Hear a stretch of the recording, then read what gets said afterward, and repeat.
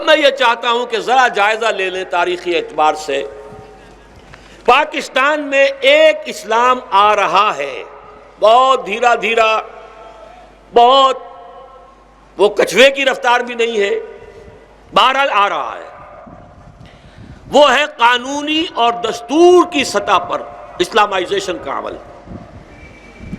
یہ الفاظ نوٹ کیجئے، دستوری اور قانونی سطح پر پاکستان میں اسلامائزیشن کا پروسیس. اس کے چند اہم لینڈ مارکس ہیں، گن لیجئے بڑی آسانی سے.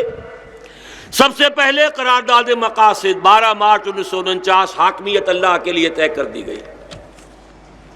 سن 56 کا دستور بنا، اس میں یہی کہ اللہ اور اس کے رسول کے ہدایات کے خلاف یہاں کوئی قانون نہیں بنے گا، حاکمیت خداوندی کا تقاضا، اور اس کی نگرانی کے لیے علماء کونسل بنا دی گئی.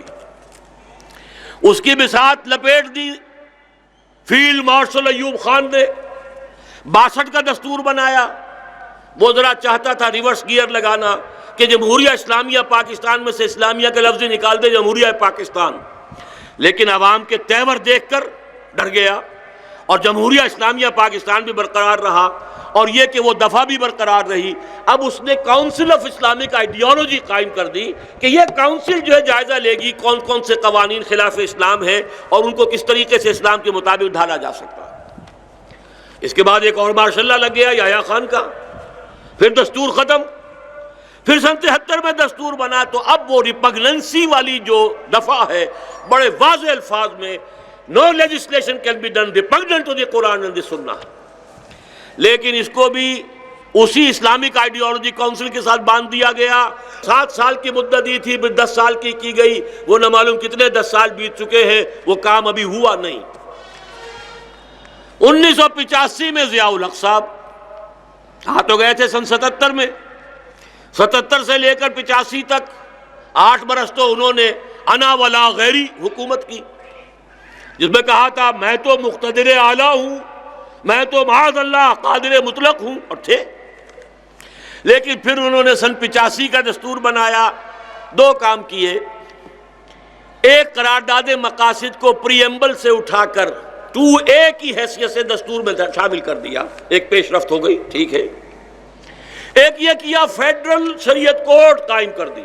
اب یہ عدالت فیصلہ کرے گی کہ کوئی قانون خلاف سنت اور خلاف قرآن ہے یا نہیں، اور عدالت کا فیصلہ نافذ ہوگا. یہ نہیں کہ کاؤنسل آف اسلامک آئیڈیالوجی وہ اپنی رپورٹیں بھیجتی رہے، اس کے انبار لگتے چلے جائیں، وزارت قانون کی الماریاں بھرتی جائیں. نہیں، اس کا فیصلہ یہ جو فیڈرل شریعت کورٹ کرے گی وہ نافذ ہوگا. لیکن ضیاء الحق صاحب نے اس فیڈرل شریعت کورٹ کو 2 ہتھکڑیاں پہنا دیں، 2 بیڑیاں ڈال دیں. دستور پاکستان تم سے ماورا ہے. جوڈیشل پروسیجرل لاز، ضابطہ دیوانی، ضابطہ فوجداری تمہارے دائرہ کار سے خارج ہے. حد یہ ہے مسلم پرسنل لا بھی تمہارے، آئلی قوانین بھی تمہارے دائرہ کار سے خارج، اور 10 سال تک کے لیے مالی معاملات بھی خارج. یہ 10 سال کی ہتھ کڑی جیسے ٹائم بامب ہوتا ہے، تو یہ ہتھ کڑی ٹائم تھی، کھل گئی. تو پھر فیڈرل شریعت کورٹ میں چونکہ چیف جسٹس تھے ڈاکٹر تنزیل الرحمان، انہوں نے فتویٰ دے دیا، فیصلہ دے دیا کہ یہ بینک انٹرسٹ از ربا اینڈ حرام. اس کے خلاف یہی نواز شریف صاحب اس وقت وزیر اعظم تھے. پہلے انہوں نے کہا تھا کہ ہم اس کے خلاف اپیل نہیں کریں گے، متبادل نظام لائیں گے. چپکے سے اس کے بعد اپیل دائر کر دی، اور وہ کولڈ سٹوریج میں پڑا ہوا ہے آج تک. ان کی حکومت ٹوٹی بھی، ٹوٹ کر پھر بن بھی گئی. اب بننے کے بعد کہاں کھڑی ہے، کون سی وادی میں ہے، کون سی منزل میں ہے، عشق بلا خیز کا قافلہ سخت جاں. یہ چونکہ سیاسی موضوع ہو جائے گا، میں بات نہیں کرنا چاہتا، لیکن یہ کہ وہ جو ہے وہ اسی طریقے سے سرد خانے کے اندر اپیل پڑی ہوئی. لیکن اب چشم بدور وہ لے کر آئے ہیں 15ویں ترمیم کا مسودہ، مجودہ ترمیم، جس میں قرآن اور سنت کو سپریم لا قرار دیا جائے گا. اور واقعہ یہ ہے کہ یہ اگر ہو جائے تو یہ ایک یقیناً مثبت پیش رفت ہے. اس لیے کہ اس سے پہلے یہ ہوا تھا، قرارداد مقاصد کو بھی جسٹس نسیم ارشد صاحب نے اٹھا کے پھینک دیا تھا کہ یہ بھی ایک دفعہ ہے اور دفعہ 45 بھی ایک دفعہ ہے، کوئی دلیل نہیں ہے کہ دفعہ 45 پر دفعہ 2 ہے جو حاوی ہے، کوئی دلیل نہیں۔ لیکن اگر سپریم لا ہونے کی دفعہ شامل ہو جائے تو یقیناً پھر پورے دستور کے اوپر وہ حاوی ہو جائے گی، اور یہ ایک بہت بڑی پیش رفت ہوگی، اس میں کوئی شک نہیں۔ اگرچہ اس میں انہوں نے جو طریقہ کار تجویز کیا اس سے ہمیں اختلاف ہے۔ اس میں انہوں نے عدلیہ کو اور پارلیمنٹ کو سب کو بائی پاس کر کے شاہی قسم کے فرامین، ڈائریکٹیوز، جن کے خلاف جو ہے کوئی بھی اسٹیٹ فنکشنریز کوئی رائے ظاہر نہیں کر سکتے، ان کی کھال کھینچ دی جائے گی، اور اسٹیٹ فنکشنریز کے اندر تو عدلیہ بھی آ سکتی ہے۔ پھر دستور پاکستان میں حاضر ارکان اسمبلی اور سینٹ کے ان کی اکثریت، سادہ اکثریت سے ترمیم ہو سکتی ہے۔ بہرحال یہ وہ چیزیں ہیں کہ خود ان کی جماعت میں بغاوت ہو چکی ہے، خورشید محمود قصوری اپنا استعفیٰ پیش کر چکے ہیں، اور بھی بہت سے حلقوں سے ان دفعات کی مخالفت ہوئی ہے، لیکن جو بدترین مخالف ہیں وہ بھی کہتے ہیں جہاں تک شریعت کے سپریم لا بنانے کا معاملہ اس سے ہمیں اختلاف نہیں۔ لہذا امید یہی ہے کہ یہ دفعہ منظور ہو جائے گی، اور یہ ایک پیش رفت ہوگی، گویا کہ Islamization of Pakistan at the constitutional and legal level, اس میں کچھ نہ کچھ پیش رفت ہوگی، پیش قدمی ہو جائے گی۔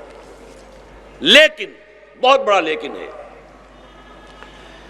اس اعتبار سے، اس طریقے سے جو اسلام یہاں آئے گا، اگر یہ مکمل ہو جائے، دستور میں یہ سارے رکھنے بند ہو کر کتاب و سنت کی ٹوٹل بالادستی ثبت ہو جائے بلا استثناء، وداؤٹ اینی ایکسیپشن، پھر ظاہر بات ہے اس کے اندر نئے قوانین بنیں گے، وہ کتاب و سنت کے مطابق بنیں گے، میں تعزیرات بھی ہوں گی، حدود بھی ہوں گے، اس کے اندر قانون شہادت بھی ہوگا، سبھی ہوں گے، پروسیجرل لاز بھی ہوں گے، عدالت کے جو بھی دیوانی اور فوجداری ضابطے سب بدلے جائیں گے، اور ان سب پر کام کر رکھا ہے کونسل آف اسلامک آئیڈیالوجی نے۔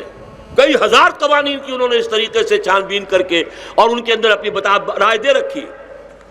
لیکن یہ اگر عمل مکمل بھی ہو جائے، اگرچہ ہنوز دلی دور است، ابھی بہت دور ہے، لیکن اگر یہ ہو بھی جائے، اور جس کو کہ جنرل ریٹائرڈ حمید گل نے کہا سافٹ ریولوشن، یہ ایک نرم انقلاب ہو جائے گا، بغیر خون خرابے کے، بغیر جانے دیے ہوئے، بغیر اس کے کوئی ہنگامے کے، اگر واقعتاً اس طرح کانسٹیٹیوشنل راستے سے اور لیگل راستے سے اگر اسلام آ جاتا ہے تو یہ سافٹ ریولوشن ہوگا، نرم انقلاب ہوگا۔ لیکن میرے نقطے پر غور کیجئے، اگر یہ ہو بھی جاتا ہے تو اچھی طرح سمجھ لیجئے اس کے ذریعے سے معاشی عدل نہیں آ سکتا، اس لیے کہ اس دستوری اور قانونی ذریعے سے جو اسلام یہاں آئے گا وہ دور ملوکیت کا اسلام ہوگا، دور خلافت راشدہ کا اسلام نہیں ہوگا، اس لیے کہ یہ ساری فقہ جو مرتب ہوئی ہے یہ دور ملوکیت میں ہوئی ہے، حدیث کے سارے ذخیرے جو جمع ہوئے دور ملوکیت میں ہوئے۔ اچھی طرح سمجھ لیجئے اس بات کو، وہ معاشی عدل جس میں جاگیرداری کا خاتمہ ہو، جہاں جاگیرداری ہو وہاں معاشی عدل ہو سکتا ہے، جہاں غیر حاضر زمینداری ہو، کاشتکار خون پسینہ کر کے کمائے اور زمین کا مالک بیٹھ کر آدھی پیداوار اس کی لے جائے، معاشی عدل اس کا نام ہے، معاذ اللہ ثم معاذ اللہ ثم معاذ اللہ۔ جہاں سود خوری، سود خواری، سودی نظام ہو، کیا وہاں معاشی عدل کا تصور ممکن ہے؟ اچھی طرح جان لیجئے کہ جب تک معاشی عدل نہیں ہوگا، صرف وہ اسلام جو عرب ملوکیت کا اسلام تھا صرف وہ آ سکے گا، اس سے آگے وہ حقیقی برکات، وہ مثالی اسلامی نظام جس کو دیکھ کر دنیا لپکے کہ ہاں یہ ہے وہ شے جو ہمیں درکار تھی، ہاں یہ ہے وہ شے جس کی تلاش میں ہم مشرق و مغرب کے دھکے کھاتے رہے ہیں، یہ ہے وہ چیز جائی جاس، وہ نظام نہیں آ سکتا۔ وجہ کیا ہے؟ ساری فقہ جعفری ہو، چاہے حنفی ہو، چاہے حنبلی ہو، چاہے مالکی ہو، اور چاہے اور شافعی ہو، سب دور ملوکیت میں مرتب ہوئی ہے۔ حدیث کے سارے مجموعے دور ملوکیت میں جمع ہوئے ہیں۔